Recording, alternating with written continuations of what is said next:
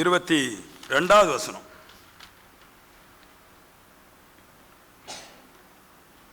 அவருடைய கற்பனைகளை நாம் கைக்கொண்டு அவருக்கு முன்பாக பிரியமானவைகளை செய்கிறபடியால் நாம் வேண்டிக் கொள்ளுகிறது எதுவோ அதை அவராலே பெற்றுக்கொள்கிறோம் அப்படின்றார். இந்த வசனத்தை நான் சொல்லியிருக்கிறேன். குறைஞ்சபட்சம் ஒரு வருஷமாவது நான் இதை போதிப்பேன். ஏன்னா இதில் அவ்வளோ சரக்கு இருக்குது. இந்த ஒரு வசனத்தை கேட்டு சரியாக வாழ்ந்துட்டாலே போதும், இந்த உலகத்தை ஜெயிச்சிடலாம். நீங்கள் நினைக்கலாம், இந்த ஒரு வசனத்தை ஒரு வருஷம் போதிக்க முடியுமா? எனக்கு விட்டா 2 வருஷம் போதிப்பேன், ஆனால் ஒரு வருஷத்தோட முடிச்சிடலாம் விட்டுட்டேன். அவ்வளோ இருக்குது. ஒரு பைபிளே அதில் இருக்குது. அதில் 3 பாயிண்ட் தான் இருக்குது. ஆனால் அந்த 3 பாயிண்ட்டும் வருஷக்கணக்காக போதிக்கிறது இருக்குது. முதல் பாயிண்ட், கேட்டவைகளை, தேவனிடத்தில் கேட்டவைகளை நாம் எப்படி பெற்றுக்கொள்ள முடியும்? அதுக்கு 2 பாயிண்ட் கொடுத்திருக்கிறார். ஒன்று தேவனுக்கு பிரியமா நடப்பது, இன்னொன்று தேவனுடைய கட்டளையின்படி வாழ்வது. தேவனுக்கு பிரியமா நடக்கிறதும் தேவனுக்கு கட்டளையின்படி வாழ்வதும், இந்த 2 காரியமும் நாம் கேட்டவைகளை தேவனிடத்தில் வாங்கி தரும். அப்போ நாம் கேட்டவைகள்னால் கிடைக்காது அப்படின்னு கேட்டால் கிடைக்காது. அதாவது ஜெபிக்கிறவன் ஜெபத்தினால் எதையும் தேவன்கிட்ட பெற முடியாது. ஜெபிக்கிறவன் ஜெபத்தினால் எதையும் பெற முடியாது. கேட்கிறவன் கேட்டதுனால பெற முடியாது. மாறாக ஜெபிக்கிறவன் கேட்கிறவன் தேவனுக்கு பிரியமா நடந்தா மட்டும்தான் நாம் கேட்டவரிடத்தில் கேட்டதை பெற்றுக்கொள்ள முடியும் அப்படின்றார். அந்த வசனத்துல தான் இருக்குது.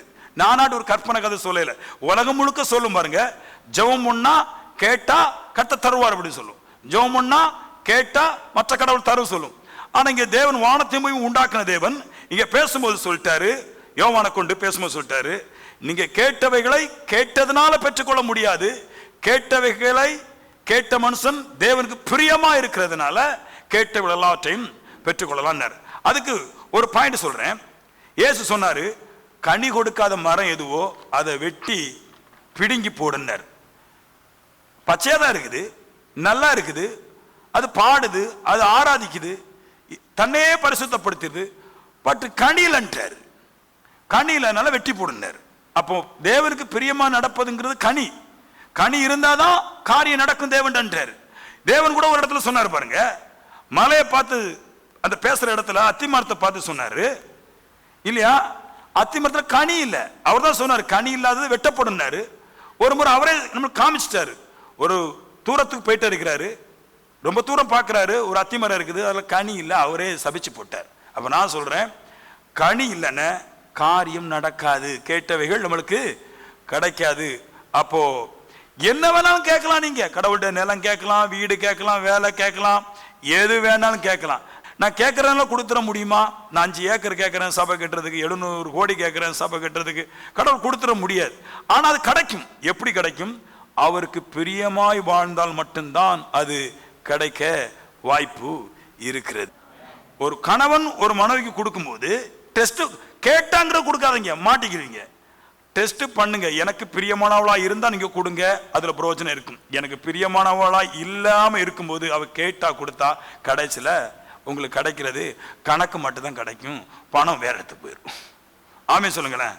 அப்ப எந்த விஷயத்திலும் பிரியமா இருக்கிறதுனால மட்டும்தான் கேட்டவைகளை பெற்றுக்கொள்ள முடியும். ஒரே கரங்களை தட்டி. நம்ம சபையில வந்து நல்லா சத்தியம் கேட்கலாம், நல்லா ஆவிக்குரிய மனுஷனா வாழலாம். சரி, இப்போ பிரியமா நடக்கிறதுன்னு என்ன அப்படின்றதுல இந்த வர 2 பாயிண்ட் சொல்றேன். 1, 3 யோவான் புஸ்தகம் 1ஆம் வசனம் 2ஆம் வசனம் வருது. அங்க ஒரு மனுஷனை காமிக்கிறாங்க. அவன் பேர் வந்து காயு. நல்ல தேவனுக்கு பிரியமான மனுஷன், தேவனுக்கு பிரியமா நடக்கிறான். அவனை பற்றி 5ஆம் வசனத்தில் வருது, அவருடைய கற்பனைகளை நாம் கை கொண்டு அவருக்கு முன்பாக பிரியமானவைகளை செய்கிறபடியால் நாம் வேண்டிக் கொள்ளுகிறது எதுவோ அதை அவராலே பெற்றுக்கொள்ளுகிறோம் அப்படின்றார்.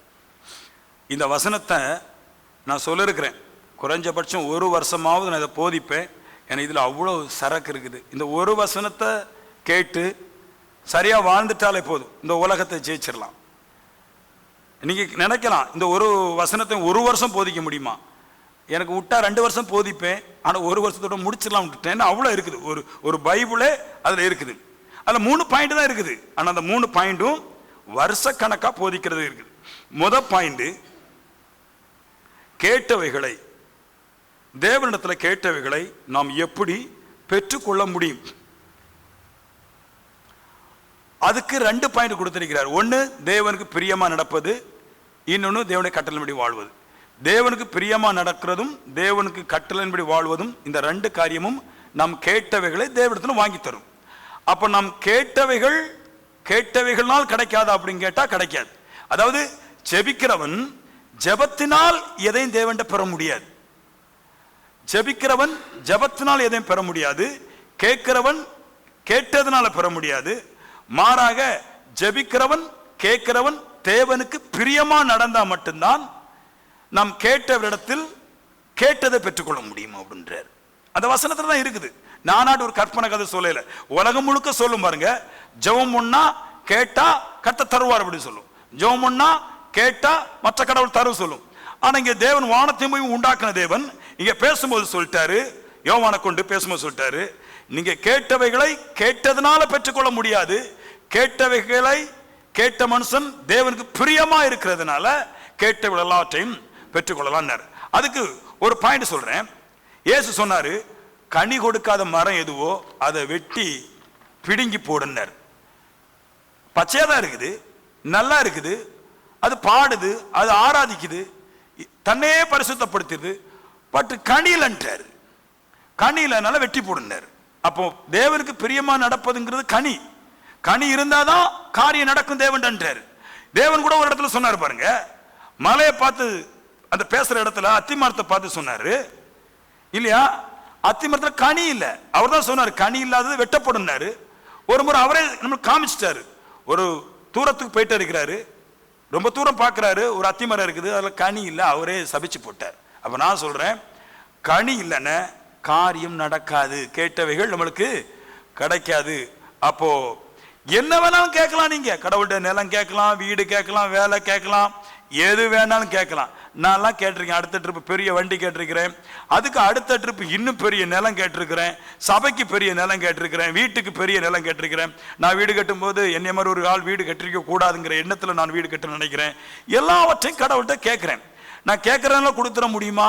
நான் 5 ஏக்கர் கேட்கிறேன் சபை கட்டுறதுக்கு, 700 கோடி கேட்கிறேன் சபை கட்டுறதுக்கு, கடவுள் கொடுத்துட முடியாது. ஆனால் அது கிடைக்கும். எப்படி கிடைக்கும்? அவருக்கு பிரியமாய் வாழ்ந்தால் மட்டும்தான் அது கிடைக்க வாய்ப்பு இருக்கிறது. நான்லாம் ஒரு காலத்தில் சபைக்கு போகும்போது, பஹ்ரைனில் இருக்கும்போது எனக்கு கற்றுக்கிட்டது அப்படின்னா, இங்கே இருக்கிற முதிர்ச்சி இல்லாத ஊழியக்காரங்கள் அங்கே வருவாங்க. வரும்போது சொல்லுவாங்க, பாஸ்டர் நல்லா ஜெபம் பண்ணுங்க பாஸ்டர், நல்லா கடுங்காப்பி கொடுங்க பாஸ்டர்னு. நானும் ஜெபம் பண்ணி கடுங்காப்பிலாம் குடிக்க பார்த்தா கேடுக்கு மேலே கேடு தான் நடந்துச்சு, நல்லதே நடக்கலை. அப்படியே அவங்க சொல்றது உபவாசம் போட்டு கடுங்காப்பியெல்லாம் கொடுத்து ஜெபம் பண்ணி கடைசியில் என்னுடைய அரபிக்காரன் சொல்லிட்டான், நீ ஊருக்கு போகிறது நல்லன்ட்டான். சபையில் வந்தால் சொல்லுவாங்க உபவாசம் பண்ணுன்னா உபவாசம் பண்ணேன், சபைக்கு வந்தால் சொல்லுவான் என்னத்தை கேட்டாலும் கிடைக்கும் கேளும்பா கேட்பேன். நான் உண்மையாட்ட கேட்டேன், ஆனால் நடந்ததெல்லாம் எனக்கு மாறா நடந்துச்சு. இப்போ நிறைய பேர் சொல்லுவாங்க பாருங்க, சபைக்கு போனால் கேட்டது நடக்கல, எல்லாம் மாற நடக்குதுன்றார். அது மாற தான் நடக்கும். எப்போ அது சரியாக நடக்கும்? நான் தேவனுக்கு பிரியமாக வாழும்போது. தேவன் ஈஸியாக கொடுத்துடுறாரு. புரியுதா உங்களுக்கு நான் சொன்னது? தேவன் ஈஸியாக கொடுத்துடுறாரு. தேவனுடைய கரத்திலேருந்து நம்ம ஒன்று வாங்கணும்னா அவருக்கு பிரியமாக நடக்கணும். நான் இருக்கிறேன், நான் ஒரு புருஷன், எனக்கு பிரியமாய் நடந்தாதான் என் பொண்டாட்டிக்கு கொடுப்பேனே தவிர கேட்கறதுனால கொடுக்க மாட்டேன். அவ கேட்கறதுனால கொடுத்தேன்னா அவ எல்லாத்தையும் கொண்டு போயிடுவா. உங்களுக்கு புரியுதா? ஆமேன் சொல்லுங்களேன். அப்போ ஒரு கணவன் ஒரு மனைவிக்கு கொடுக்கும்போது டெஸ்ட் கேட்டாங்கிற கொடுக்காதீங்க, மாட்டிக்கிறீங்க. டெஸ்ட் பண்ணுங்க. எனக்கு பிரியமானவளா இருந்தா நீங்க கொடுங்க, அதுல பிரயோஜனம் இருக்கும். எனக்கு பிரியமானவளா இல்லாம இருக்கும்போது அவ கேட்டா கொடுத்தா கடைசியில உங்களுக்கு கிடைக்கிறது கணக்கு மட்டும் தான் கிடைக்கும், பணம் வேற இடத்துக்கு போயிடும். ஆமே சொல்லுங்களேன். அப்ப எந்த விஷயத்திலும் பிரியமா இருக்கிறதுனால மட்டும்தான் கேட்டவைகளை பெற்றுக்கொள்ள முடியும். இப்போ பிரியமா நடக்கிறதுன்னு என்ன அப்படின்றதுல இந்த வர 2 பாயிண்ட் சொல்றேன். 1, 3 யோவான் புஸ்தகம் 1ஆம் வசனம் 2ஆம் வசனம் வருது. 3 யோவான் 1ஆவது அதிகாரம் 5ஆம் வசனத்தில், பிரியமானவனே நீ அந்நியருக்கு செய்கிறதை உண்மையாக செய்கிறாய். தேவனுக்கு பிரியமான காரியம் என்னது? அந்நியருக்கு நம்ம செய்யணும்ன்றார். சரி, என்னதுன்னா நன்மை செய்கிறது, உதவுறது அந்நியனுக்கு. அதில் சகோதரனுக்கு ஒரு வார்த்தை வருது, அதை போன வாரம் போதிச்சிட்டேன். இந்த வாரம் அந்நியன் வருது. எனக்கு தெரியாத ஒரு மனுஷன், எனக்கு பழக்கம் இல்லாத ஒரு மதத்துக்காரன், நான் ஒரு ஆவிக்குரிய மனுஷன், ஏண்ட ஒரு ரோமன் கத்தோலிக்காரங்களோ ஒரு சிஎஸ்ஐக்காரங்களோ ஒரு இந்துவோ ஒரு முஸ்லீமோ எனக்கு அந்நியன் இல்லையா? இவன் வரும்போது இவனுக்கு உண்மையாட்டே நான் என்ன செய்யணும்? அவனுக்கு காரியங்கள்லாம் செய்யணும். இதுதான் தேவனுக்கு பிரியமானதுன்றாரு. அப்ப நான் இதுவரை கேள்விப்பட்டது கிடையாது. தேவன்ட பதில் வாங்குறதுக்கு உபாசம் இருக்கணும், கடுங்காப்பி குடிக்கணும்னு சொல்லியிருக்கிறாங்க. ஆனா இங்க பைபிள் சொல்லுது தேவனுக்கு பிரியமா இருக்கணும். தேவனுக்கு பிரியமா இருக்கிறதுல முக்கியமான காரியம், நீங்க சகோதரருக்கு நானும் சரி அந்நியனுக்கு நானும் சரி செய்கிறத உண்மையா செய். எந்த மனுஷனா இருந்தாலும் ஏமாற்றாத. எந்த மனுஷன் வந்து கேட்டாலும் கூடுன்றாரு. சாப்பாடு இல்லைன்னா கூடு, வஸ்திரம் இல்லைன்னா கூடு, ஒரு இடத்துக்கு கூப்பிடாலும் நீ போ அப்படின்றாரு. ஏன்னா அவனுக்கு அந்நியனுக்கு நீ உதவி செய்யறது அவருக்கு பிடிக்குது. அதுதான் தேவனுக்கு பிரியமான சொல்றாரு. அதனால ரோமர் 13:12 சொல்றாரு, அந்நியரை உபசரிக்க மறவாதிருங்கள். நிறைய வீட்டில் நல்ல ஆவிக்குரிய சபைக்கு தான் போயிருப்பா. அது பைபிளை தப்பா பிரசங்கம் பண்ணாங்க. 1 பேதுரு 3ஆவது அதிகாரத்தில் 1 பேதுரு புஸ்தகம் முழுக்க பிரசங்கம் பண்ணிட்டு நகை போட்டா பரிசுத்தம், வெள்ளை கலத்தினா பரிசுத்தம்ட்டாங்க, வெள்ளை போட்டா பரிசுத்தம்ட்டாங்க. நான் அடுத்த ட்ரிப்பு வாரேன், இதை முடிச்சுக்கிட்டு அந்த பேதுருக்கு தான் வருவேன். நகையை பற்றி பேசுறதுக்கு முன்னாடி எவ்வளோ அதிகாரங்கள் பேசப்பட்டிருக்குது, எதுக்கு பேசப்பட்டிருக்கேன்னு போதிக்கிறேன். ஒன்றை சொல்லிக்கிட்டு பின்னாடி பார்க்கலாம் அதெல்லாம் என்ன பண்ணிருக்கிறேன். ஒண்ணுமே இல்லாமல் ஒரு வசனத்தை மட்டும் எடுத்துட கூடாது. இந்த வசனத்தை இது எழுதிருக்குது, இந்த வசனத்தை காட்டலாம் இருக்கக்கூடாது. அந்த கண்டென்ட்டை படிக்கணும். முழு கதையும் படிச்சாதான் அதுல என்ன இருக்குன்னு தெரியும், பொருள் தெரியும். ஒரு வசனத்தை மட்டும் படிச்சுட்டு இருந்தா போதாது. அது மாதிரி ஆவிக்குரியவன் சொல்றது, நான் வெள்ளை சட்டை போட்டேன், நகை கலத்திட்டேன், நான் உபாசம் இருந்துட்டேன், நான் ஜெபம் பண்ணிட்டேன், அதெல்லாம் ஒன்றும் கிடையாது. அது ஆவிக்குரிய மட்டமா செஞ்சுட்டு இருக்கிறான். எல்லாரும் செஞ்சுட்டு இருக்கிறாங்க, எல்லாம் ஜெபிக்கிறான், உலகத்துல எல்லாம் உபாசம் இருக்கிறான். ஆனா ஆவிக்குரிய ஸ்பெஷல் என்ன? தேவனுக்கு பிரியமா நடக்கிறது. அந்நியரை உபசரிக்க மறக்கக்கூடாது. அவன் அந்நியா அப்படின்னு வெளியே தூர போட்டுறக்கூடாது. எனக்கு சம்பந்தம் இல்லாத ஆளு நான் அவனை பார்க்கணும் விட்டுறக்கூடாது.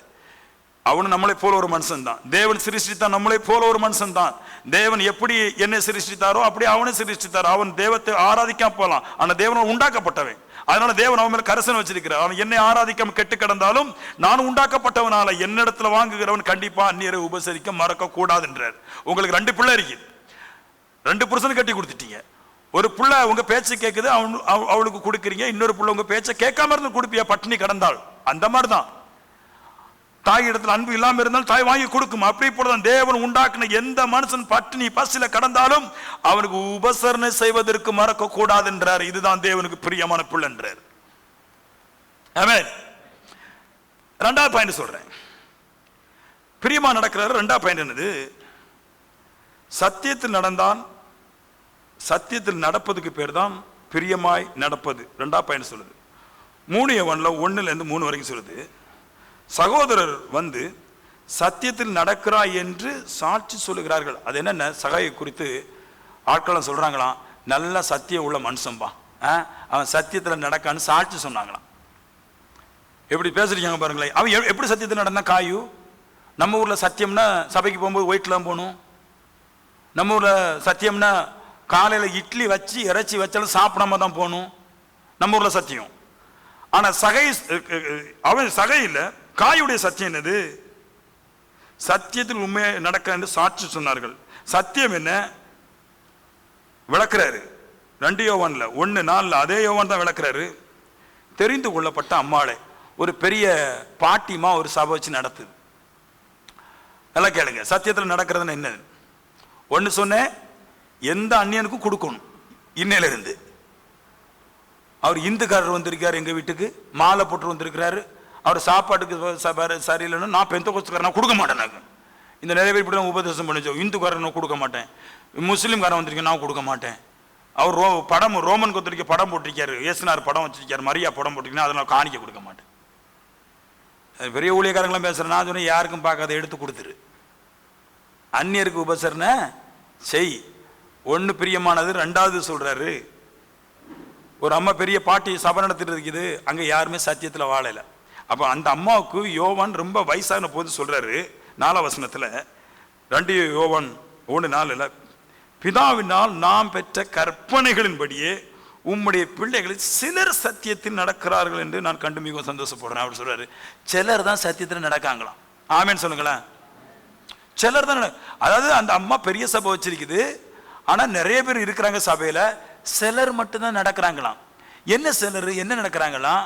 சிலர் மட்டும் சத்தியத்தில் நடக்கிறாங்க. என்ன சத்தியம்? அதுதான் மேலே போட்டிருக்குது, நான் பிதாவிடத்துல வாங்கின கற்பனைகளின்படி சிலர் தான் நடக்கிறாங்க. நிறைய பேர் அதை விட்டுட்டாங்கலாம். நிறைய பேருக்கு அது பிடிக்கலையா. சபைக்கு போனால் நல்லா கண்ணீர் விட்டு ஆராதிக்கணும், ஆண்டவரோட பட்டினி விட்டு போகணும். அப்போ பட்டினி போய் என் வைத்த பட்டினி போட்டுட்டு என் வாயை வச்சு ஏதாவது குளறுபடி பண்ணா அது தேவனுக்கு பிரியமானதுன்றாரு. மக்கள் சொல்லுது, சபை சொல்லுது. ஆனா இவர் மூப்பனர் சொல்றாரு, பெரிய யோவான் சொல்றாரு, அப்படி கிடையாது. தேவனுக்கு பிரியமா நடக்கிற சிலர் பேர் தான் நடப்பான். அவன் தேவனுக்காக வாழ வந்திருக்கிறான். அவன் எப்படி வந்திருக்கிறான்? தேவனுடைய கற்பனைகளை சிறிதாயிலும் பெரிதாயிலும் நான் அதை செய்ய வேண்டும் என்கிற எண்ணத்துக்கு சபைக்கு வர்றான்ற. ஏமேன். அந்த திரட்டெல்லாம் நீங்க ஏன் புடுங்குறீங்க? அதுக்கெல்லாம் வரல. அதெல்லாம் பிரசங்கம் பண்ண வேற ஊழியக்காரங்க இருக்கிறாங்க. நம்ம எதுக்கு வந்திருக்கிறோம்? கர்த்தராகிய இயேசு கிறிஸ்துவின் சத்தியத்தின்படி வாழ வந்திருக்கிறோம். அந்த சத்தியத்துல ஒண்ணு, அவருடைய கற்பனைகளுடைய வாழ்வதற்கு. நானே உன் தேவனாய் கர்த்தர்.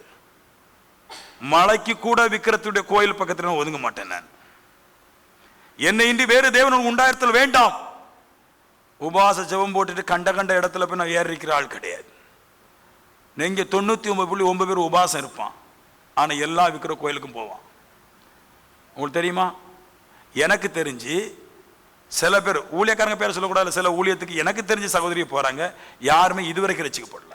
நான் ரட்சிப்பை பத்தி பேசின போது அதை அசட்டை பண்ணிட்டு போனாங்க. அங்க நல்லா இருக்குன்னு போனாங்க, யாரும் ரட்சிக்கப்படல. எல்லா கல்யாணத்திலும் முதல்ல தான் நிக்கிறாங்க. ஆமேன்னு சொல்லுங்களேன். அப்போ இதுக்கு பேர் ரட்சிப்பல்ல. அதான் சொல்ற, சிலர் தான் நடப்பாங்க அப்படின்னு. ரொம்ப பேர் நடக்க மாட்டாங்க, சிலர் தான் நடப்பாங்க. நான் சொல்லுவேன், எந்த சபையா இருந்தாலும் சத்தியத்தில் ஆழத்தை காட்டினா அதெல்லாம் சபையே கிடையாது. பேதுரு போதுக்குமே பாருங்களேன், சத்தியம் எப்படி இருக்கணும், அதெல்லாம் சபையே கிடையாது. பரலோராஜ்யம் போகாதுங்க. நீங்க நினைக்கிறீங்க இயேசுவை ஆராதிச்சா நாங்கள் பரலோராஜ்யம் போவோம்? கிடையாது. இயேசுவை ஆராதிக்கிறதுனால பரலோராஜ்யம் மனுஷன் போவோம்னா உலகத்தில் எல்லாரும் போவான். ஏன்னா எல்லாம் இயேசுவை ஆராதிக்கிறான். ரோமன் கத்தோலிக்காரன் இயேசுவை தான் ஆராதிக்கிறான், சிஎஸ்காரன் இயேசுவை தான் ஆராதிக்கிறான், மார்ட்டின் லூதர் இயேசுவை ஆராதிக்கிறது, பெந்தகோஸ்தல முக்காவாசி இயேசுவை தான் ஆராதிக்கிறது. இயேசுவை ஆராதிக்கிறதுனால மட்டும் பரலோராஜ்யம் கிடையாது. இயேசுவை விசுவாசித்து அவருக்கு பிரியமா வாழ்றதுனால தான் பரலோராஜ்யம் போக முடியுன்றார். அப்ப அவருக்கு பிரியமா வாழ்றது என்னது? அவருடைய கட்டளையின்படி வாழ்றது. அப்ப இந்த ரெண்டு விஷயமும் இந்த வாரம் சொல்லிட்டு, இந்த ரெண்டு விஷயத்துல ஒரு மனுஷன் உட்பட்டு வரும்போது இந்த பிரியமா நடக்கிறது, சத்தியத்தில் நடக்கிறது என்னதுன்னா, மொத்தத்தில் சொல்ல போனா நீ தேவனுக்கு பிரியமா நடக்கிறது என்பது நீ பரிசுத்தமாய் நடப்பாய். பரிசுத்தத்தை எங்க பார்க்க முடியும்? கணவனுக்கு மனைவி பரிசுத்தமா இருப்பாளா? எனக்கு தெரிஞ்சு இருக்க மாட்டான். மனைவிக்கு புருஷன் பரிசுத்தமா இருப்பானா? இருக்க மாட்டான். அப்ப பரிசுத்தம் எங்க விளைச்சல் கொடுக்குன்னா, கர்த்தருக்கு பிரியமா வாழும்போது மட்டும்தான் பரிசுத்தம் விளைச்சல் வரும். பரிசுத்தம் அங்கதான் வரும். தேவனுக்கு பயப்படுற பயம்தான் பரிசுத்தம். அப்ப தேவனுக்கு பிரியமா வாழுவது, தேவனுக்கு பயப்படுவது, தேவனுடைய சத்தியத்தில் நடப்பது, இதுதான் பரிசுத்தமா வருது. இந்த ரெண்டு விஷயத்துல இப்ப ஒரு விஷயத்தை நான் விளக்குறேன். என்ன விஷயம்? ரெண்டு விஷயம் சொன்னேன். ஒன்னு அந்நியரை உபசரிக்கணும், ரெண்டாவது கற்பனை வாழணும். இந்த ரெண்டு விஷயம் செய்யும்போது தேவனுக்கு பிரியமானது. இப்படி செய்யும்போது அற்புத விதமான காரியங்களை கர்த்தர் நம்முடைய வாழ்க்கையில செஞ்சிடறார். ஒரு கரங்களை தட்டி நல்லா கேட்கணும். தூங்கிடக்கூடாது. எல்லா இடங்களும் வேற மாதிரி போதிப்பான், கிடைக்காது. இங்க பேசுறத கேட்டு உள்ள வச்சுட்டு ஜெயிச்சிடலாம். ஆமென். இன்னொரு முறை கரங்களை தட்டி. நான் சபையை கட்டினதும் சபைக்கு ஆட்களை கூப்பிடுறதும் வெறுமையா போறதுக்கு இல்லை. என் சபையில 3 வருஷத்துல ஆள் மாறணும், 2 வருஷத்துல ஆள் மாறணும், 1 வருஷத்துல ஆள் மாறணும். இந்த கண்ணீர், கவலை, கஷ்டம், எனக்கு இந்த மாற்றம் வரல, இதெல்லாம் பேசக்கூடாது. சபைக்கு சில எல்லாம் 10 வருஷமா போறான், வாழ்க்கையில முன்னேற்றமே கிடையாது. ஏன்னா வசனத்துக்கும் அவனுக்கு சம்பந்தம் எல்லாமே வேலை பார்க்குறான். இங்க அப்படி இருக்கக்கூடாது. 2 வருஷம் 3 வருஷத்துல ஆள் வேற விட்டு பிடிச்சி போயிட வேண்டியதான். எபிரேயர் 13வது அதிகாரம் 2வது வசனத்துல, அந்நியரை உபசரிக்க மறவாதிருங்கள், அதனாலே சிலர் அறியாமல் தேவதூதனை உபசரித்தது உண்டு, நன்மைகளும் காணக்கூடியாத அற்புதங்களும் அவர்களுக்கு உண்டாயிற்று. அவர் சொல்றாரு, மறக்கக்கூடாது அந்நியரை உபசரிக்க. அப்படி நீங்க அந்நியரை உபசரிக்க மறக்காம இருந்தீங்கன்னா நீங்க நினைச்சு பார்க்க முடியாத அற்புதம் உங்களுக்கு நடக்கும். எல்லாரும் சொல்லுவாங்க, ஜெபம் பண்ணாங்க தூதம் வந்தான். ஏங்க ஜெபம் பண்ணி எங்கேயுமே தூதம் வரலங்க. அந்த ஜெபிக்கிற மனுஷன் கூட எதையாவது ஒரு தேவனுக்கு பிரியமான காரியத்தை வச்சிருந்தான். அதனாலதான் தேவதூதன் வந்தான்.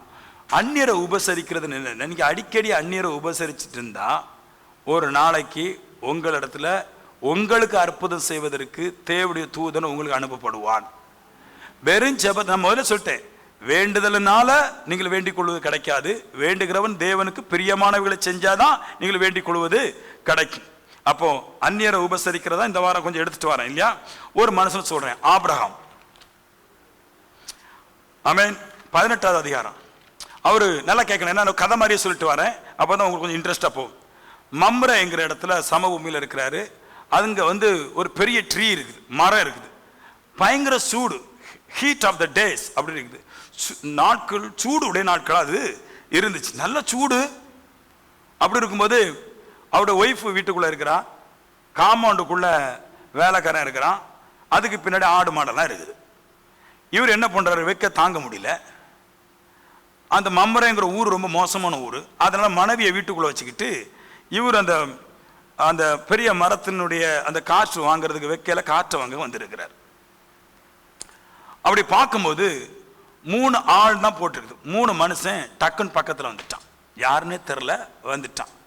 வந்த உடனே பாயிண்ட் சொல்லு, அவர்களை வேகமாய் போய் சந்தித்தான். எப்படி இருக்கு பாருங்க, எப்படி இருக்கு பாருங்க. நல்ல தாகத்தில் வரான், நல்ல கஷ்டத்தில் வர்றான், பசியில் வரான், காலெல்லாம் சூடு பிடிச்சி வெந்து வரான். இவன் என்ன பண்றான், கட கட கடன் ஓடுறான். நல்லா கேளுங்க, ஏன் ஓடுறான் அப்படின்னு. இவனுக்கு மம்ரேயும் கிடையாது, இவன் வேற ஒரு நாட்டுக்காரன் ஆபிரகாம். இப்பதான் வந்திருக்கிறான், மம்ரேங்கிற ஊருக்கு வந்திருக்கான், எருசலேமுக்கு இப்பதான் வந்திருக்கிறான். இவனும் அவனுக்கு அந்நிய, அவனுக்கு இவனும் அந்நிய. 3 பேர் வந்த உடனே டக்குன்னு ஓடி போய் சந்திச்சான். ஹலோ, காட்டுக்கு பிரியமான மனுஷனை பாருங்களா. அங்க இருந்து 2 பைத்தியக்காரன் வீட்டுக்கு பார்த்தா, இந்த வெள்ளையிலேயே நடப்பாங்க திரும்ப ஊழியக்காரங்களும் விசுவாசிகளும் நகையே போட மாட்டாங்க, டக்குன்னு கதவை சாத்திடுவாங்க. அப்படியே அந்த பிச்சைக்காரன் 4 வீடு போன பின்னாடி கதவை திறப்பாங்க. ஆமென். இதுதான் தேவனுக்கு பிரியமான. நம்ம ஃபுல்லா ஜெபம் பண்ணுவாங்க. நான் சொல்றேன், ஜெபம் கண்டிப்பா பண்ணணும். அதோடு கூட அது தேவனுக்கு பிடிச்ச காரியம் அல்ல, அதோடு கூட தேவனுக்கு பிடிச்ச காரியம் நிறைய இருக்குது, அதை நீங்க கூட்டிக்கணும். இதை செஞ்சிட்டீங்க, இப்ப பாருங்களேன் என்ன அற்புதம் நடக்குது.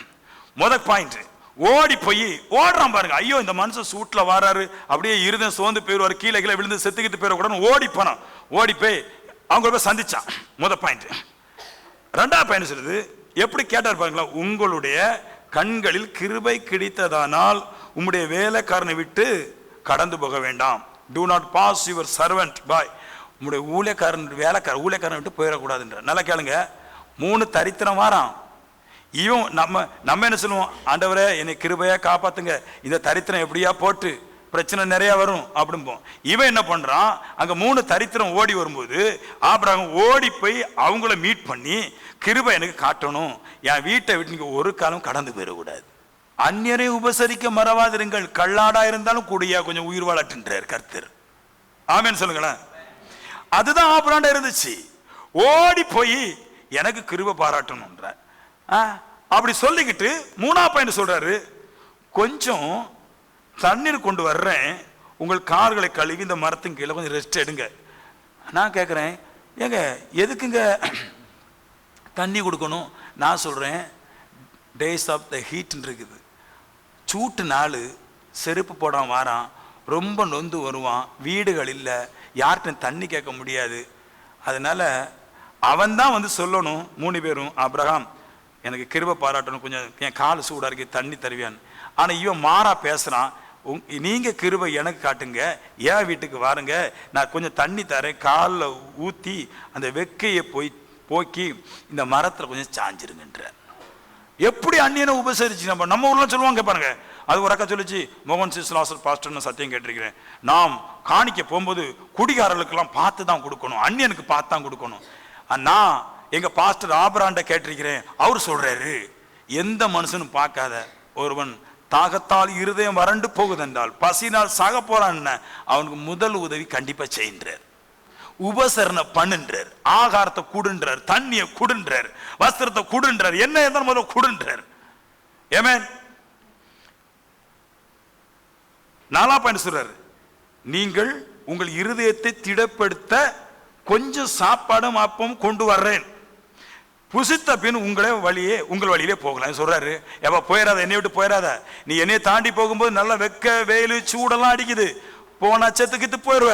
அதனால நான் ஒண்ணு செய்யறேன், நான் கொஞ்சம் இப்ப காலை கழுவுறதுக்கு இதமாயிடுச்சு, ஓகே ரெஸ்ட் எடுத்துட்டேன். இனி ரெஸ்ட் எடுத்துட்டேன், அதாவது சின்ன உபசரணை பண்ணிட்டேன். இனி வயிற்றுக்குள்ள ஏதாவது கடந்தா தானே தாண்டி போக முடியும். இன்னும் போக வேண்டிய தூரம் ரொம்ப தூரம் இருக்குது. அன்னைக்கு வீடெல்லாம் கிடையாது எருசலேமில், வெறும் வனாந்திரம் சூடு. இப்பதான் அந்த பாலைவனத்தை தான் மாத்திட்டாங்க. அந்த ஆபிரகாமுடைய காலத்துல இஸ்ரவேல் வந்து பயங்கர வனாந்திரம், சூடுன சூடு, பயங்கர சூடு. ஆனா அந்த சூட்ல வந்தான், அவன் கிட்ட வர்ற வரைக்கும் அவனுக்கு தேவையானது கொடுத்த மட்டும் இல்ல, இனி இவனை விட்டு தாண்டி போகும் வரைக்கும் எந்த எல்க வரைக்கும் போகணுமோ அந்த எல்க வரைக்கும் இவனுக்கு ஆகாரம் தேவைன்னு சொல்லி கொஞ்சம் சாப்பாடு தரேன்னா. ஆனா அவன் செஞ்சது என்ன, வீட்டுக்குள்ள ஓடி போறான். கொஞ்சம் சாப்பாடை பாருங்களேன், நல்ல இளங்கன்றை எடுத்து நாக்கில் வச்ச துருதுருன்னு இருக்கும். சாரெல்லாம் பயங்கரமா சமைப்பார். சமையல்ல பெஸ்ட் யாரு? யூதர்களும் நல்லா சமைப்பாங்க. ஏன்னா சமையல் சிஸ்டமே கர்த்தர் தான் அவங்களுக்கு சொல்லி கொடுத்தாரு. இந்த மாதிரிலாம் இளங்கன்று எடுத்து, அந்த தொடச்சந்து இளங்கன்று எல்லாம் சொல்லுவாங்க பாருங்க, எடுத்து அறுத்து கொஞ்சம் மசாலா போட்டு பெப்பரை போட்டு வரட்டி கொடுத்தா அன்னைக்கு போச்சு. ஆமென். அவ்வளவு சமைச்ச சமையல்ல தான் 180 வருஷம் 190 வருஷம் இருந்தாள். நம்ம வீட்டில் சமையல் போடுறாங்க பாருங்க, கரெக்டாக 55 வயசுல அல்சர் வரலாட்டி ஏன்ட பேசுங்க. நம்ம வீட்டு சமையல கண்டிப்பா அல்சர் வருங்க. ஆனா அவ சமைச்சிருக்கிறா ஒரு சமையல். அப்புறம் ஓடி போய் மனைவிட்ட சொல்றான், தூதன்ட்ட சொல்றான், நீ கொஞ்சம் இருந்துக்க, சாப்பாடு கொண்டு வர. நல்ல இளங்கன்று எடுத்து வேலைக்காண்ட கொடுத்துட்டான். பொண்டாட்டிட்ட கொடுக்கல, வேலைக்காட்ட கொடுத்துட்டான். வேலைக்காரன் போட்டு நல்லா சமைச்சிட்டான். ஓடி போய் அப்புறம் இவனே போய் பாலும் வெண்ணெய் எடுத்துட்டான். மனைவிட்ட சொன்னா, மெல்லிய மாவு எடுத்து அப்பம் பெனஞ்சு அப்பம் சுடணும். அவ சொல்லிட்டான், இவரு பெத்த குழந்தையில இவரே டப்பா, இவருக்கு வேற வாரவனுக்கு போறவனுக்கு அள்ளி கொடுக்குறாரு. ஏங்க சார் ஆளுக்கு குழந்தை இல்ல? 25 வயசுல சந்திக்கிறாங்க, 100 வயசுல குழந்தை. ஏங்க 25 வருஷம் குழந்தை இல்ல? கொடுக்க மாட்டான். கர்த்தர் குழந்தை கொடுக்கல. ஹலோ, யாரையும் உபசரிக்க மாட்டா. இங்க எப்படிப்பட்ட உலகம்னா, எல்லாருமே ஆளுக்கு அவங்கவுங்க கடவுளை வேண்டிடும். ஆண்டவரை என் கடவுள் பெருசு, என் கடவுள் பெருசு, என் கடவுள் பெருசு. எந்த கடவுள் பெருசா இருந்தாலும் கொடுக்கறதுக்கு இருதயம் வந்தா அவன் தான் பெருசு. இங்க கொடுக்க மாட்டான். அதனால குழந்தை அவளுக்கு கிடைக்காம இருந்துச்சு. அங்க நீங்க நல்லா வாசிச்சு பாருங்க, சாப்பாடு கொண்டு போகும்போது பால் வெண்ணெய் இறைச்சி தான் போகுது. மெல்லிய மாவுல சுட்ட அப்பம் வரல. ஏன்னா அப்பமே சுடல அந்த அம்மா. அதனால அந்த அம்மாவுக்கு குழந்தையே இல்லை. குழந்தை எல்லாம் போன காரணம் எதுக்குன்னா, யாருக்கும் எந்த உபசரணையும் பண்ண மாட்டாங்க. கொஞ்சோண்டு பண்ணுவாங்க. நல்ல திருப்திகரமான உபசரணை இல்லை. ஓடி போறான், அவ தரமாட்டான், அவ உள்ளே இருந்துட்டான். அப்ப சொல்றாரு, தூதன் சொல்லுவான், நல்லா தின்னுட்டு, அப்பா ஒரு கட்டைக்கு இளங்கன்று வச்சு நல்லா சாப்பிட்டுருக்கேன், வேலைக்காரன் நல்லா சமைச்சிருக்கிறான், நல்லா மிளகு பொடி போடாம நல்லா தேங்காவை அரைச்சி எடுத்து கொஞ்சம் பட்டரெல்லாம் உள்ள போட்டு குழு குழுன்னு வயிறு அப்படி உள்ள போகும்போது அப்படி நறுக்குன்னு உள்ள போய் அதை இறைச்சி தங்கும்போது குவ்னு ஒரு தூக்கு. நம்ம ஊர்ல அந்த பெப்பர்லாம் போட்டு அடிக்கிறத பார்க்கணும். வெளிநாட்டில் கொஞ்சம் இறைச்சி எரிப்பெல்லாம் குறவை போட்டு எல்லாத்தையும் வச்சு அப்படி ஒரு அடி அடிக்கும் போது அப்படி கம்முன்னு ஏறும். அடிச்சு டக்குன்னு அடிச்சுட்டு சொல்லிட்டான், உன் மனைவி எங்கன்னு கேட்டான். தூத முதல்ல மனைவி தான் கேட்டான். நன்மைச்சு, உன் மனைவி எங்க? ஏன் கேட்டான்னு அவட்ட தான் பேசணும்.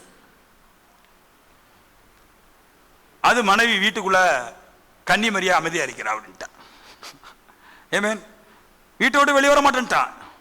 நிறைய பேர் சொல்லுவாங்க, வீட்டை விட்டு புள்ள வெளியே வரல. அவன் ஏன் வெளியே வரலன்னா, வந்தா கொடுக்கணுமே, அதான் வெளியே வரல. ஹலோ, தூதன் சொன்னா, இந்த கஷ்டத்துல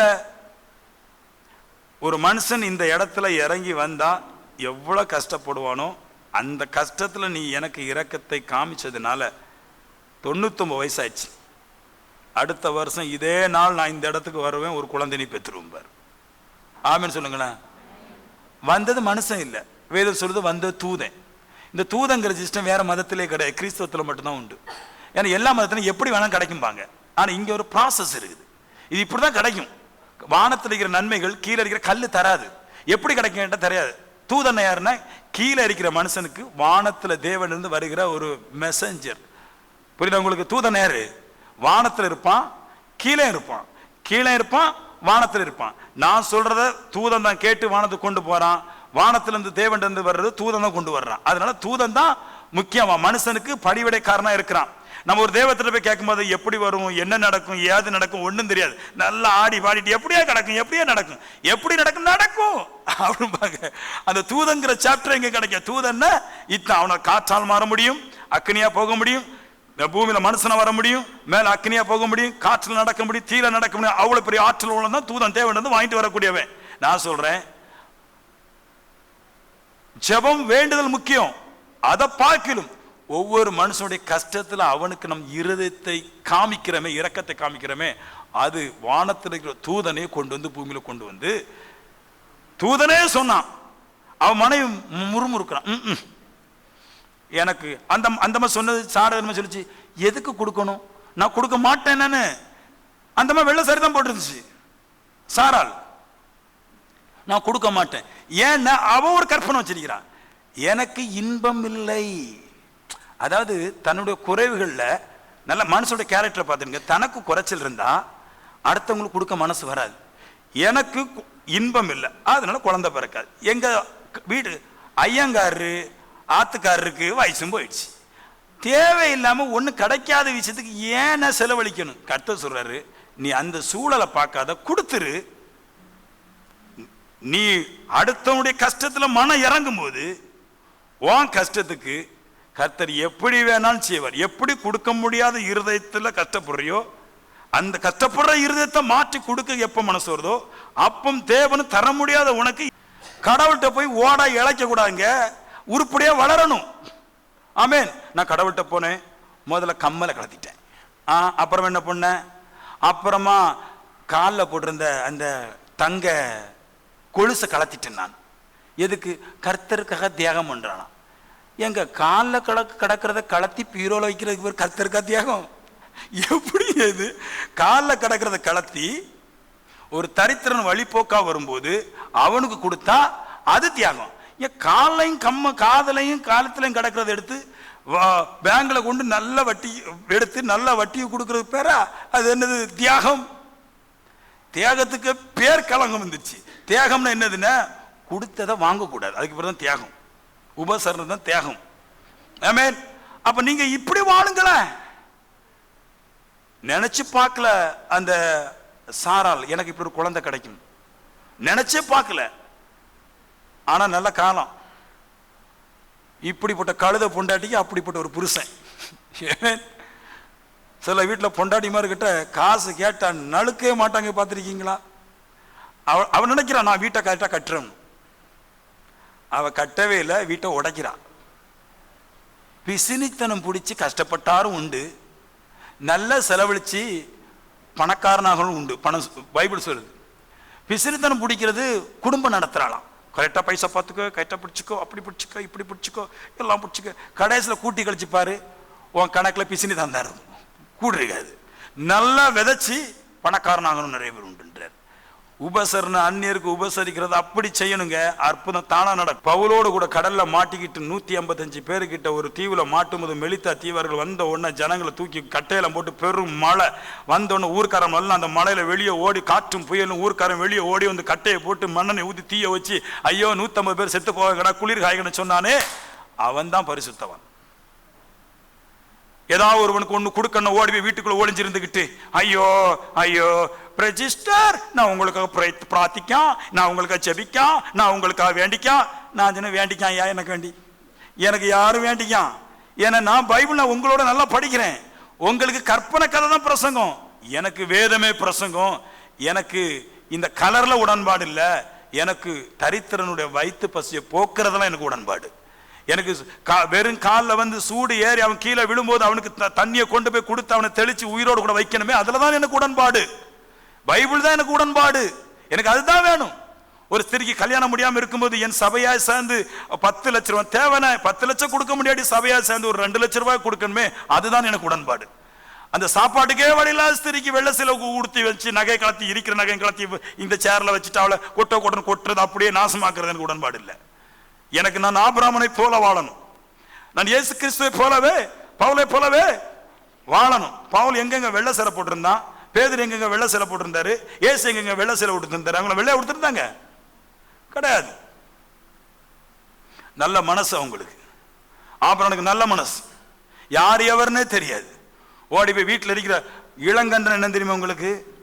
இளங்கன்றன் டாப் சாப்பிட்றதுக்கு டாப்பாக இருக்கும், டாப் வெள்ளை. நம்ம ஊரில் கோழியில் பல கோழி இருக்கு பாருங்க. அதில் வந்து நாட்டுக்கோழியே என்ன கோழின்னு சொல்கிறாங்க. நாட்டுக்கோழி சாதா கோழிக்கு 150 ரூபா, நாட்டுக்கோழிக்கு 450 ரூபா. ஏமேன், அது டேஸ்ட் அப்படி இருக்கு. அந்த மாதிரி இளங்கன்றுனா அப்படி ஒரு டேஸ்ட். வீட்டில் இருக்கிற பெஸ்ட்டை கொண்டு அண்ணனுக்கு உபசரணை பண்ணா தேவட்ட இருக்கிற பெஸ்ட் சாராளுக்கு வந்துடுச்சு. ஆவிக்குரிய ஒவ்வொரு மனுஷனுக்கும் ஆத்துமாவை வாழ வைக்க தெரியணும். ஆத்துமாவை வாழ வைக்க தெரிந்தவன் தான் தேவனுக்கு பிரியமானவன். ஆத்துமாவை வாழ வைக்கிறது என்ன? எல்லா ஆத்மாக்களையும் நன்மையினால் திருப்தி செய்ய வேண்டும். எல்லா ஆத்மாவும் கர்த்தருடையது, எல்லாருடைய ஆத்மா கர்த்தருடையது. ஆகவே நான் கர்த்தருக்கு கீழ்ப்பட்டிருக்கிறபடினால் அவருடைய ஆத்மாவை திருப்தியாக்க வேண்டியது என்னுடைய வேலை என்று ஒருவன் அந்த வேலையில் இறங்குவது தேவனுக்கு பிரியமானது என்றார். தேவனுக்கு ஆத்மாக்கள்லாம் தேவனுடையது, நம்மளுக்கு தெரியும். எல்லா ஆத்மா என்னுடைய கர்த்தர் சொல்றாரு. அந்த எல்லா ஆத்மாக்களையும் திருப்தியாக்க ஒருவன் ஓடுறானே, அவனுக்கு பேர் தான் தேவ பிரியன். அவன் தான் ஆத்மாக்களை வாழ வைக்கிறவன். அப்படி ஆத்மாக்களை வாழ வைக்கிறவங்களை கர்த்தர் ஒரு காலம் சும்மா விட்டது கிடையாது என்றார். ஆமென். ரெடியா சத்தியம் கேட்கறதுக்கு? 10 கனியை குறித்து எத்தனை ஒரு பிரசங்கம் கேட்டிருக்கீங்க? எல்லாரும் கேட்டிருப்பீங்க. எல்லா சபையிலும் பிரசங்கம் பண்றாங்க. 5 கனியை அபிஷேகத்தில் நிரம்பி இருந்தா அதனால அவர் பரலோராஜ்யம் போனான் அப்படிம்பாங்க. இந்த 5 கன்னிகை அபிஷேக எண்ணெய் இல்லை, அதனால அவன் நரகத்துக்கு போயிட்டா அப்படிம்பாங்க. அங்க அபிஷேகம்னே சொல்லவே இல்லை, இவங்களாட்ட ஒரு நியாத்தி விட்டுறாங்க. எங்க தீயை எரிக்கிற எண்ணெயே அபிஷேகத்துக்கு ஊத்துனா தலையில மொட்டையாகும். அது என்ன கதை? அதுல 5 கன்னிகை தேவனுக்கு பிரியமா நடந்தாள். 5 கன்னிகை தேவனுக்கு பிரியமா நடக்கல. நல்லா கேளுங்க. இந்த பைபிளை படிக்கும்போது ஃபர்ஸ்ட் நல்ல 5 கன்னிகை, கெட்ட 5 கன்னிகை. கன்னிகைன்னு என்னது? பாவம் செய்யாத ஸ்திரீன்னு அர்த்தம். 10 கன்னிகையும் பாவம் செய்யல, எந்த புருஷனையும் தீண்டல. அப்படின்னா 10 பேரும் பரலோராஜ்யம் போயிருக்கணுமே. நம்மள சொல்லுவாங்க தெரியுமா, ஸ்திரீ பரிசுத்தமா இருந்தா பரலோராஜ்யம் போயிருவானு. 10 பேரும் பரிசுத்தமா தான் இருந்தா, ஆனா 5 பேர் தான் போனா, 5 பேர் போகல. அப்போ ஏன்னா இந்த 5 போகாத 5 ஸ்திரீ தேவனுக்கு பிரியமா வாழல. ஒரு பாதி கொஞ்சம் அவளுடைய கற்பத்தை கட்ட பார்த்திருக்கிறா. மற்ற 5 ஸ்திரீ தன்னை கன்னியாய் வைத்துக் கொண்டது மாத்திரமல்ல, மற்றவர்களுக்கும் தேவ திட்டத்தை, தேவ ஆத்மாவை நிறைவேற்ற காரியத்தில் இருந்தாங்க. எப்படி கேளுங்களேன். மணவாளம் வர்றார், நல்லா கேட்கணும். மணவாளம் வர்றாருன்னு கேள்விப்பட்டு 10 ஸ்திரியை போறாங்க. 10 ஸ்திரியும் ஒரே சபையில் ஸ்திரீ கிடையாது. ஆமென் சொல்லுங்களேன். 2 சபை ஸ்திரீ. ஒன்னு இயேசு நம்மோடோ இல்லைன்னா வேற ஓடோ ஏதோடோ. இன்னொன்னு ஏஎப்டி சர்ச். இல்லைன்னா ஏஎப்டி சர்ச் தான் பைசா பத்தி பேசுது, வேற எங்குமே பைசா பத்தி பேச மாட்டாங்க. எல்லாருக்கும் பைசா பாவம். கடன் வாங்க போறது ஈஸி. கர்த்தர் சொன்னார் கடன் வாங்க கூடாதுன்னாரு, அதெல்லாம் செய்வான். பைசா தேவைன்னு இருக்காரு, அதெல்லாம் பாவம். ஒரு 25 பவுனும் நீங்க தங்கத்தை தானே பாவம் சொன்னா அப்புறமா கேட்க போயிருக்கிறா. அது மகளுக்கு கல்யாணத்தை எடுத்துட்டு திருப்பி வச்சு தந்துடுவேன். அப்ப இவ்வளவு இதெல்லாம் செஞ்சா பாவம் இல்லையாக்கும். பாஸ்டர் வந்து நகையை தொட மாட்டாராம். ஆத்தாடி பரிசுத்தம் கொட்டுது. நீ ஒரு 50 பவுன் காணிக்கையில் போடு, அவன் எடுக்கிறான் இல்லையா பார்ப்போம். அன்னைக்கு தான் வெள்ளனே சபையை முடிச்சுட்டு பார்ப்பான். நம்ம ஸ்திரீ அவளுக்கு தங்கம் பாவம் காணிக்கையில் போட்டிருக்கிறான். அவளுக்கே பாவம் இல்லை, நீ எப்படி எடுக்கலாம்? விசுவாசிக்கே தங்கம் பாவம்னு நீ அதை காணிக்கையில் இருந்து எப்படி எடுக்கலாம்? காணிக்கையில் உள்ள தங்கம்னா பாவம் இல்லை, யாருடைய கழுத்தில் கட்டுறதுன்னா பாவம். எப்படிங்க இது? இந்த உருட்டலுக்கு மிரட்டுக்கெல்லாம் சபை வளரதான் செய்யுது. உண்மையை பேசுற எனக்கு தான் சபை வளர மாட்டேங்குது. ஏமே நல்லா கேளுங்க, இந்த கதைக்கு போவோம். அதனால காமிக்கிறேன். 5 ஸ்திரீகளை பற்றி உள்ள கதையெல்லாம் கேட்கிறேன். 10 ஸ்திரீகளில் உள்ள கதையெல்லாம் தான் காட்டுறேன் நான். புருஷன் வர்றாரு, போயிட்டார். மணவாளம் வரன்னு போனாங்க. மணவாளம் வர்றதுக்கு நேரம் ஆயிடுச்சு. ஆமென். தூங்கிட்டாங்க. இந்த 5 கன்னிகை பரிசுத்த மணவாட்டிகள். கன்னிகை என்னன்னு பரிசுத்த மணவாட்டிகள். இந்த 5 மணவாட்டிகளும் பந்தத்தை தூக்கிட்டு போனாங்க. பந்தம் எப்படின்னா எண்ணெயோடு கூட இருக்கிற விளக்கு தூக்கிட்டு போனாங்க. ஆனா எக்ஸ்ட்ரா மண்ணெண்ணை கொண்டு போகல. எரிக்கிறதுக்கு மண்ணெண்ணை தான் கொண்டு போகல. ஏங்க கொண்டு போகல சொல்றேன் நான். ஏன் கொண்டு போகலன்னா, கொண்டு போனா வேற யாரும் கேட்பாங்க. ஹலோ, மற்றவங்களை உபசரிக்க இருதயம் இல்லாத ஸ்திரீகள் அவங்ககிட்ட இல்லையா? இருந்துச்சு. அவங்க என்ன நினைச்சாங்கன்னா, நம்ம பாவம் செய்யாம இருந்தா நம்மளை கன்னியாட்டே இருந்த பரவலாச்சும் போயிடலாம். நாங்க கர்த்தர் சொன்ன, நீ கன்னியா இருந்தாலும் வரமாட்டேன்ட்டார். 10 கன்னிகை தானே போட்டிருக்குது. கன்னிகன்னா பாவம், 5 பேர் பாவம் செய்யாதவங்க பரலோராஜ்யம் போகல. ஆனா அந்த 5 கன்னிகள் பரலோராஜ்யம் போன கன்னிகளை பத்தி பேசுது. தீவட்டியை கொண்டு போகும்போது கூட மண்ணனையும் சேர்த்து ஆயிலும் எண்ணெயும் கொண்டு போனாங்களா? ஏன் அவங்க கொண்டு போனாங்க? அவங்களுக்கும் 10 தான். இப்படியெல்லாம் மனமனம் வர்றதுக்கு லேட் நைட் ஆகும் தெரியாது, எப்படி கேப்ல வந்துருவாரு போயிடலாம் போனாங்க. ஆனா ஏன் கொண்டு போனாங்கன்னா, நம்மள மாதிரி வர்றவங்க யாராவது ஏழைகள் பாலைகள் அது பத்த வைக்கிறதுக்கு மண்ணெண்ணெய் இல்லாம இருந்தா கொடுக்கணும், அவங்களுக்கு உபசரணை பண்ணுவதற்காகவே எக்ஸ்ட்ரா கொண்டு போனாங்க. ஆனா சூழ்நிலை யாருக்குமே பண்ண முடியாதபடி ஒரு சூழ்நிலை வந்ததுனால யாருக்கும் கொடுக்கல. தன்னைத்தான் நேசிக்க வேண்டும், பின்புதான் பிறரை நேசிக்கணும். அவ பிறரை தான் நேசிக்க கொண்டு வந்தா, ஆனா பிறரை நேசிக்கிறதுக்கு இல்லாததுனால தன்னை நேசித்து கொண்டா. அதனால கர்த்தர் சொன்னாரு, எப்பா எனக்கு மற்றவங்களுக்கு உபசரணை பண்ணக்கூடிய இருதயம் இருக்கிற ஸ்திரீ தான் எனக்கு வேணும்னார். எனக்கு இன்னொரு கேள்வி, ஏன் இந்த 5 ஸ்திரீகள் மட்டும் பரலோராஜ்யம் போனாங்க, மண்ணெண்ணெய் ஏன் மிச்சம் வச்சிருந்தாங்கன்னு? இதுதான் ஏஎஃப்டி சர்ச்சுடைய பிரசங்கம். எல்லா சபையிலும் எப்படின்னா, நம்மளுக்கு ஒண்ணு வேண்டாம். மணவாளன் வரும்போது அப்படி காற்றா எடுத்துட்டு போயிடுவாரு. நம்ம எல்லாத்தையும் விட்டு பரிசுத்தமா இருப்போம், எந்த கிழவைக்கும் ஒண்ணு கொடுக்காண்டாங்க. ஆனா இந்த 5 ஸ்திரீகள் ஏஎஃப்டி சர்ச்சில் பிரசங்கம் கேட்டிருக்காங்க பொழுது. அதனால தான் பணம் முக்கியம், பணம் முக்கியம், பணம் முக்கியம், சேகரிக்கணும் சேகரிக்கணும் சேகரிக்கணும் சேகரிக்கணும். 4 பேர் நல்லா எல்லாம் இருந்தா அந்த 4 பேருக்கும் கொடுப்பதற்கு சேகரிக்கணும் சேர்த்து வச்சா. அவ சேர்த்து வச்சதுனால ஒரு நாள் தப்பிச்சிட்டான். இங்க ஒண்ணு வேண்டாம் ஒண்ணு வேண்டாம் ஒண்ணு வேண்டாம் ஒண்ணு வேண்டாம். கர்த்தர் சொல்லிட்டாரு, நீ வேண்டாம். கரங்களை தட்டி ஒண்ணு வேண்டாம் ஒண்ணு வேண்டாம் ஒண்ணு வேண்டாம், வெள்ள சேரியே போதும். கடைசியில பார்த்தா கர்த்தர், நீ எனக்கு வேண்டாம். ஏன்னா நான் வந்ததை என் உயிரையே எல்லாருக்கும் கொடுத்துருக்கிறேன் இல்லையா? நான் என்ன பண்ணேன்? நான் வெள்ள சரி கொடுத்துட்டு தங்க கலத்திட்டு கிடந்து நான் ரோட்ல சுத்திட்டு கிடந்தேன். என் உயிரையே எல்லா ஜனங்களும் கொடுத்தேன். நீ சம்பாதிச்சதுல கொஞ்சம் கொடுக்க மாட்டேன்ட்டியே, அதனால யூ ஆர் ரிஜெக்டட். பின்னாடி ஓடி போய் வேதம் சொல்லு பாருங்க, கடகடன் ஓடுறாங்க. ஓடி போய் தெரியாமல் அந்த காசை எடுத்துட்டு வராம இருக்காம ஓடி போய் கடகடன் வீட்டுல போய் காசை எடுத்துட்டு வரவும் கதவு பூட்டிட்டார். தட்டுறாங்க, praise the Lord praise the Lord praise the Lord praise the Lord அல்லேலூயா அல்லேலூயா. அவர் சொல்றார், யார் சத்தம் போடுறா? நியூ குரிபையா? நோ அலோட், வேண்டான்ட்டார். ஏன்னா அல்லேலூயா அல்லேலூயா முக்கியம் இல்லை. நீங்க எல்லாரும் நினைக்கிறாங்க கர்த்தரை துதிப்பது கர்த்தருக்கு இன்பம். ஐயோ, உங்க ஊத்த வாயில துதிக்கிற இன்பம் கிடையாது. ஹார்ட்டை எடுத்து பயன்படுத்துறீங்களா, அதான் கர்த்தருக்கு இன்பம். ஆமென் ஆமென் சொல்லுங்களேன். அல்லேலூயா முக்கியம் இல்லைங்க, அந்த ஹார்ட் தான் முக்கியம். ஒரு முடவன் ஒரு நுண்டி அவன் என்ன நிலைமையில கடந்தாலும் அவனு முதல்ல ஓடி போய் ஒரு டிராக்டர் கூட போடுறான், ஒரு போட்ல கூட போட்டிருக்க மாதிரி, ஒரு கப்பல்ல போட்டிருப்பான், ஃபர்ஸ்ட் எய்ட்னு போட்டிருப்பான், முதல் உதவி. ஆனா பெந்தகோஸ்துல தான் முதல் உதவியே இருக்கணும். ஆனா இங்க முதல் உதவி இல்லைங்க, மூடமாக தான் இருக்கிறான். இங்க எல்லாம் மூடனுக்கு தான் இருக்கிறான். முதல் உதவி தான் செய்யணும். யாக்கோபு தான் சொல்றாரு, ஒருவன் பசியோடு கூட ஆகாரம் இல்லாமல் வந்து கொண்டு இருக்கும் போது அவனுக்கு ஜெபம் பண்ணாத, ஸ்தோத்திரம் சொல்லாத, இருக்கிறத எடுத்து கொடுத்த வயித்த முதல்ல நிரப்பு. ஏன்னா அவருடைய பிள்ளைகள் மதிப்பதை அவரால் பார்க்க முடியல. அதுதான் பிரச்சனைங்க. அவர் உண்டாக்குன ஆத்மாக்கள் எல்லாம் அதுல ஒரு ஆத்மாவும் சாவுறதுக்கு அவர் விரும்பாதனால தான் நம்மள அவருடைய ஆத்மாக்களை போஷிக்கும்படிக்கான வேலையில கொண்டு நம்மளை வச்சிருக்கிறார். நம்ம அதுவும் செய்ய மாட்டேன்றோம், நம்மளுக்கு ஒன்றும் பிடிக்கல. ஏங்க ஒருத்தன் ஆவிக்குரியவனுக்கு அடையாளம் என்னதுங்க? ஒன்று கிரியை, ஒன்று தேவ வல்லமை வெளிப்படும். இந்த ரெண்டும் தான், நகமாற்றம் இல்லை. அவனுடைய ஜீவனை ஒருவனுக்காக கொடுப்பான். இது ஆவிக்குரிய ஃபர்ஸ்ட் ரெவலேஷன். ரெண்டாவது, அவன் மூலமாய் தீர்க்க தரிசனங்கள் அற்புதம் நடக்கும். செகண்ட், மிச்சம் எல்லாம் எல்லா புறம்புக்கிட்டையும் கிடக்கு. ஊழியக்காரட்டம் கிடக்குது, சாமியாட்டம் கிடக்கு, எல்லாட்டையும் கிடக்கு. ஆவிக்குரிய தன்மை வெளிப்படுதா, அதான் முக்கியம். ஏங்க துக்க வீட்டுக்கு போனா கருப்பு போடு, வேற எங்கேயா போனா அழகா போ, அதுல என்னங்க தப்பு இருக்குது? அது என்ன தப்பு இருக்கணும்? இப்பவுமே இந்தியர்கள் பயங்கர அழகு, இதுல வேற ஒன்றும் போட மாட்டோம் சொல்றோம், மணக்கும். பெந்தகோஸ்துல சரியான கல்யாணமே நடக்கா தெரியுமா? நல்ல பணக்காரனா இருக்கிறவன் ரோமன் கத்துல போய் பொண்ணு பெரிய பணக்காரனை கட்டிட்டு வந்துடுறான். ஏன்டா? ஏன் இந்த அவமானம்?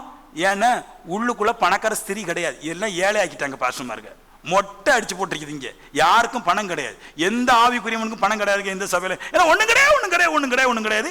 நீ ஒண்ணும் கிடையாம இருக்கனால ஏதாவது ஒரு பணக்காரன் டக்குன்னு பணம் வந்தோன்னா ரோமன் கத்துல போய் கட்டிட்டு போயிடுறான். எல்லாம் போச்சு. இங்க இருக்கிறதெல்லாம் அப்படியே சபை நாசமாயிருது. கொஞ்ச நாளைக்கு தான் இங்க நிப்பாங்க, கை தட்டிட்டு அப்புறம் வயிறு நிரம்பெல்லாம் வாழ்க்கை மாதிரிலாம் விட்டுட்டு போயிடுவான், பிச்சிருவான். சபைக்கு எதுக்கு வரணும்? வயிறு நிரம்பணும், வாழ்க்கை மாறணும், பரிசுத்த தன்மை என்னது என்று ஆவில காட்டு. இன்னொரு ஆளை பத்தி பேசுறேன், பணம் நல்லா சம்பாதிக்கணும். சரி, இது எதுக்கு நான் பிரசங்கத்தை பொறுமையா பண்ணி இதெல்லாம் காட்டுறேன்னா, யாராவது உங்கள்கிட்ட கேள்வி கேட்டா எடுத்து சொல்லணும். நீங்க ஏங்க நீங்க பேசுறது தப்புங்க, இதுதான் சரிங்கன்னு சொல்லணும். அவங்க வந்து வசனத்தை விளக்க மாட்டா. இங்க வசனத்துக்கு பாருங்க, இங்க சொல்லிருக்குது நாம் நகை போடக்கூடாது, இங்க பாருங்க இங்க நகம் போடக்கூடாது. அப்பதான் நான் சொன்ன ஒரு ஆட்ட, இங்க நகை போடக்கூடாது இங்க நகை போடக்கூடாதுன்னு சொல்றிய, இங்க சாவு, இங்க பேய் பிடிச்சிருக்குது, இங்க சாவு. நீ சாவ பைபிள்ல இருக்குதுன்னா நீ சாவு. பைபிள்ல நகை போடக்கூடாது இருக்குல்ல, பைபிள்ல சாவுன்னு இருக்கு, நீ சாவு.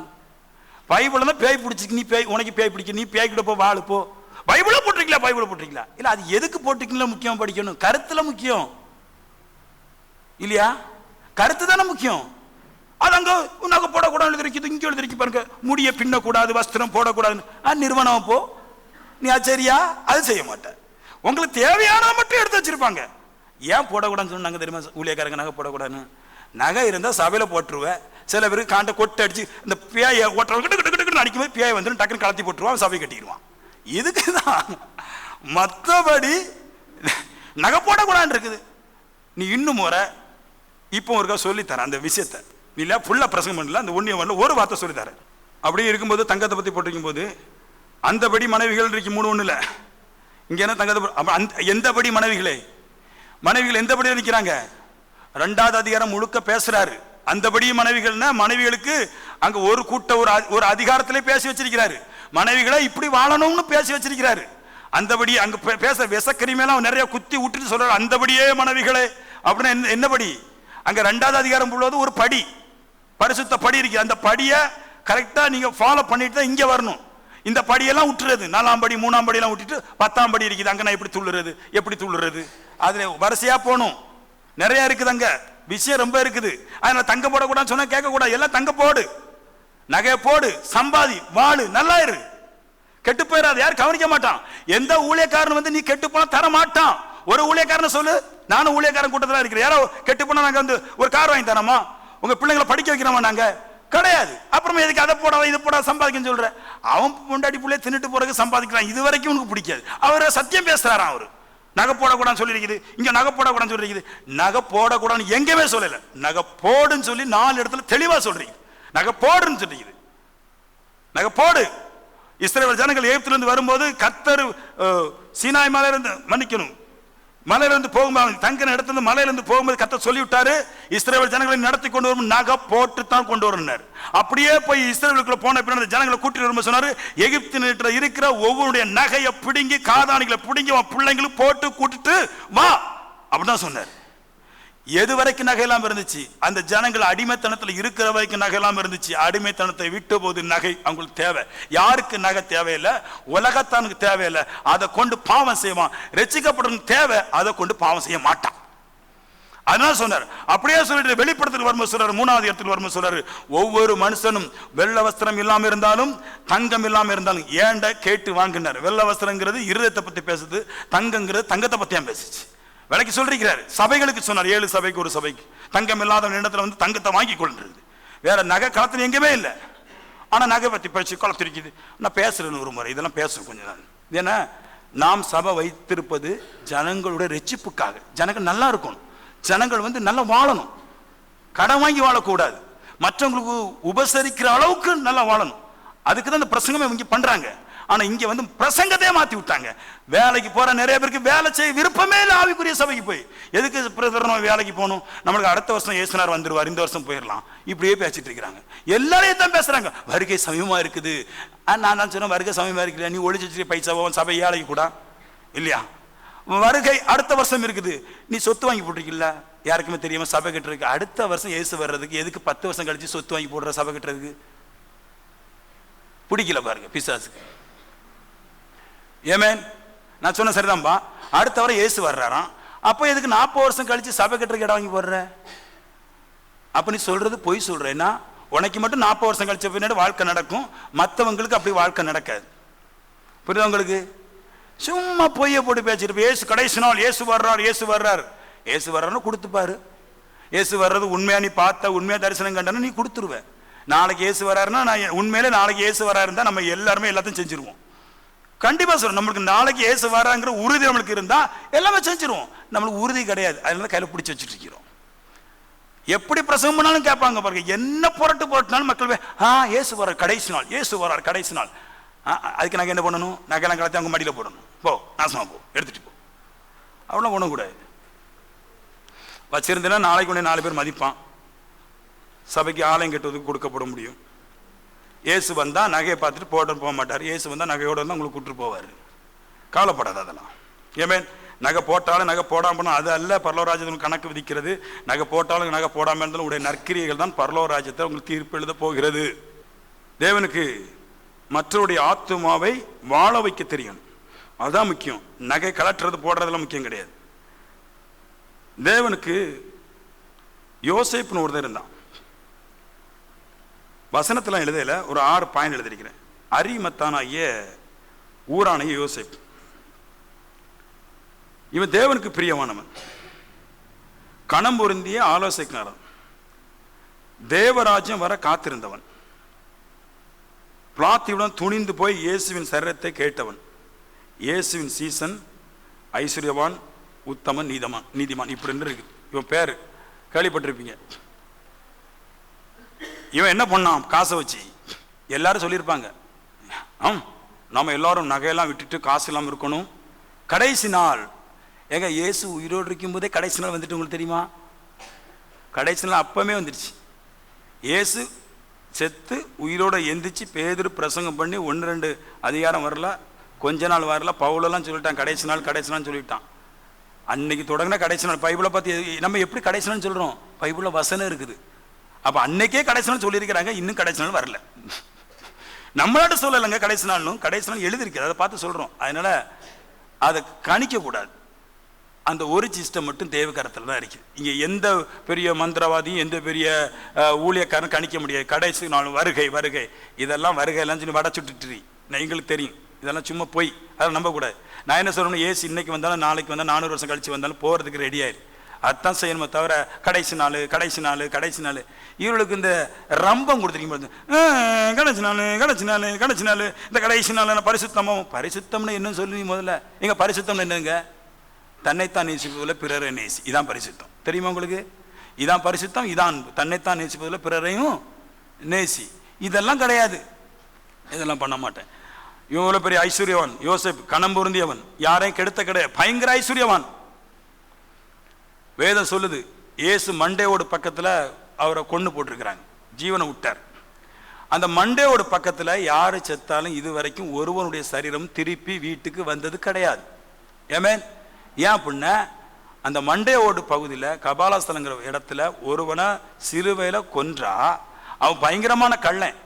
வீட்டுக்காரங்களை எதிர்த்து, ராஜ்யத்தை எதிர்த்து, கோர்ட்டை எதிர்த்து தான் அங்கே அவனுக்கு ஒரு தீர்ப்பு கிடைக்குது. அந்த சரீரம் வராது, மண்டையெல்லாம் சேர்ந்து குமிஞ்சு பெரிய இடமா கிடக்கும். அதான் மண்டையோடு ஸ்தலம். கபால ஸ்தலம்னா மண்டையோடுனாலே கிட்டத்தட்ட 50,000 1 லட்சம் மண்டையோடு சேர்ந்து கிடக்கும், கல்லும் எல்லாம் கிடக்காங்க இல்லையா?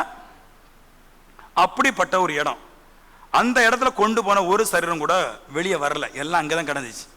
அங்கே கொண்டு போன திருப்பி வந்த ஒரே ஒரு சரீரம் ஏசப்பா சரீரம் மட்டும்தான்.